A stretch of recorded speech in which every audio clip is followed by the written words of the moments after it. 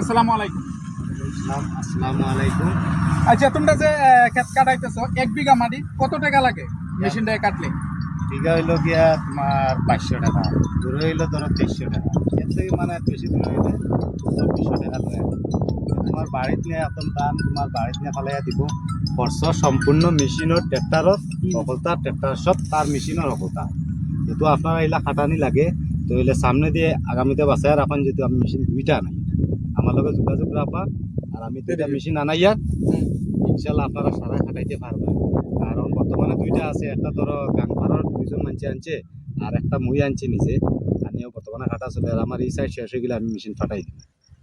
তার মানে আজকেই শেষ না আরো পরবর্তী রইব? ধরো মোটামুটি 2-4 দিন আছে, আর 2-4 দিন পরে মেশিনটা ফাটাই দিই।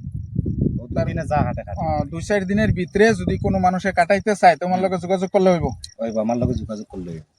বর্তমানে মেশিনটা আমার বাড়িতে থাকে। তার মানে তুমি কইতেছো 1 বিঘা মাটিত 2200 বা 2300 টাকা খরচ হয়। 2300 টাকা। এই টাকার মাঝে যে এই ধানটা নিব আর কি ট্রাক্টর, এটাও হেরার খরচ? সব তারার খরচ, মানে 2200 টাকা আমরার খরচ, খালি 2200 টাকা বিঘা দিবা। আর ধান ঘরে পাইমু আমরা একদম বাড়িতে তোমার দণ্ডে দিমু দান। আর কেউ যদি কয় বলে 5 কিলোমিটার দূর হয়, 5 কিলোমিটার দূর হইতে আনিয়ে বাড়ির দান দিই, ও 2200 টাকার উপরে, 2200 বা 2300। আচ্ছা, সন্মানীয় ৰাইজক শুনালো কথাখিনি। আপোনালোকে যদি ধানখিনি কটাই একেবাৰে ঘৰত নিব বিচাৰে, অনলি 1 বিঘা মাটিৰ কাৰণে 2200 বা 2300 টকা লাগে। এই টকাখিনিত আপোনালোকৰ একো কষ্ট কৰিব নালাগে। একেবাৰে কটা ধানৰ পৰা আপোনালোকৰ খেতিৰ পৰা ধানটো ঘৰলৈকে গুচি যাব অনলি 2200 টকাৰ মাজত। আৰু একেবাৰে কম সময়ত, বহুত সময়ত এনেকুৱা দেখা গৈছে যে আজি ধান কাটিছে, অহাকালি লৈ যাব, পিছদিনাকৈ আকৌ মৰণা দিব লাগিব, গৰুৰ দৰকাৰ পৰিব, এনে বিভিন্ন ধৰণৰ সমস্যা আগতে দেখা গৈছিল, টাইমৰ প্ৰয়োজন পৰিছিল।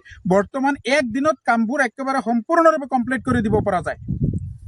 আৰু কিছু কবা? ইনশাল্লাহ।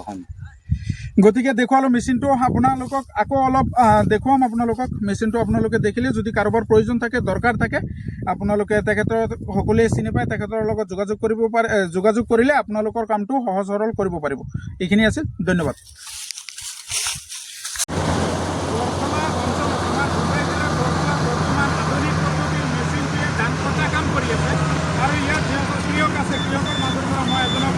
সুধিম, বৰ্তমান আমাৰ লগত আছে তাজ টিভি, তেখেতৰ এটা চেনেল আছে। গতিকে তেখেতৰ ঘৰৰ ওচৰতে মেচিনটোৱে কাম কৰি আছে। কিমান খৰচত 1 বিঘা মাটি কটাব পাৰি, কিমান খৰচত আৰু কি সুবিধাত ধানখিনি ক'লৈকে লৈ যাব পাৰে, এই বস্তুখিনি ডিটেইলছ মই জানিম তেখেতৰ পৰা।